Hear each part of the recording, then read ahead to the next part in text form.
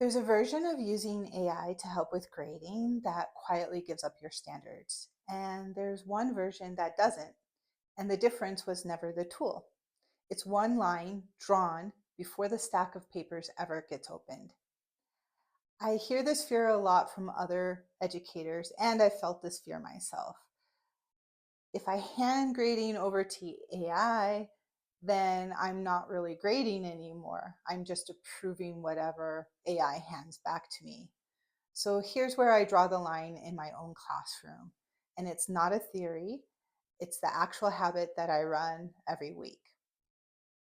So certain types of answers like true false, fill in the blank, multiple choice, and short factual recall, they all go to AI. In fact, we've done that for years with auto grading.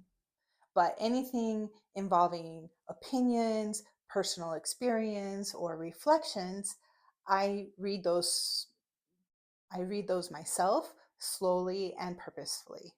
And that's the whole rule.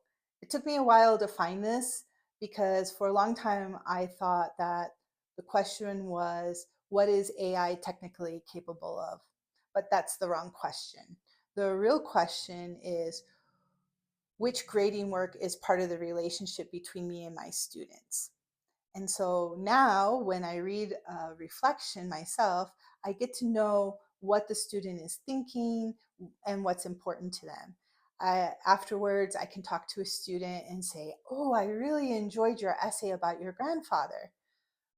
That sentence is never going to exist if AI does all the grading instead of me.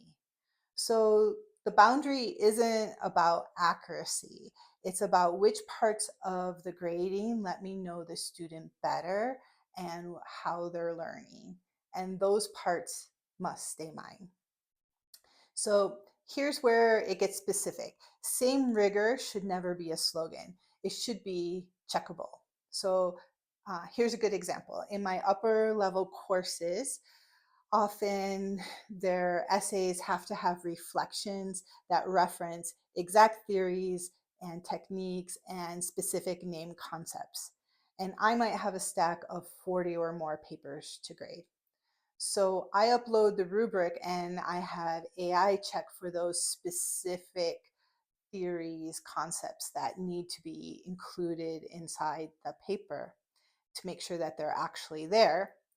And I still read and grade every paper, but I'm looking for the subjective opinion-based part myself. So why would I hand that piece of grading over to AI specifically? Well, I know that my grading drifts.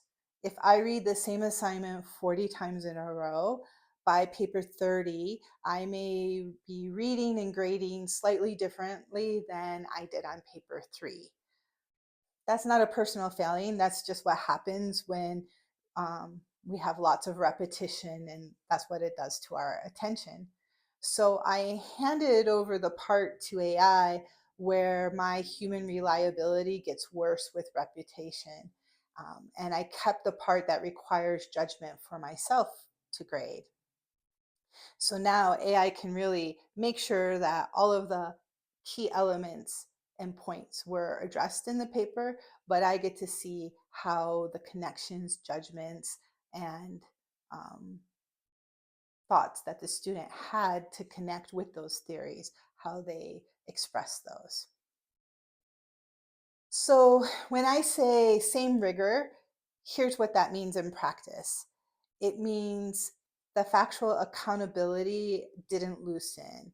An AI rubric can check the same way on paper 1 that it does on paper 40.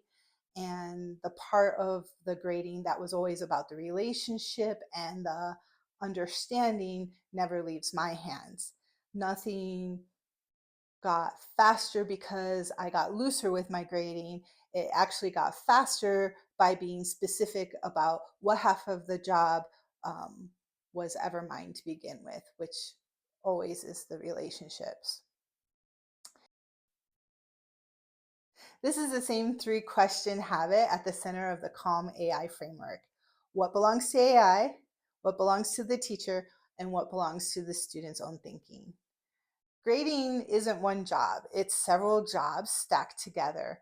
And most of the anxiety that I see about AI grading comes from treating it as if it's one decision instead of a handful of smaller, clearer ones. If you want a structured way to draw that same line for your own grade book, the Calm AI Toolkit is free, and you'll find the link below in the description. And if you want to think about this with other educators doing the exact same kind of work, the AI Faculty Break Room is a free community that's built exactly for that. So now that you know where I draw my line with grading, you might be wondering what happens when a AI detection score tells you something different than what you're actually seeing in your own students' work. That's the video right there on the screen. Check it out. Thanks for watching. I look forward to seeing you in the next one.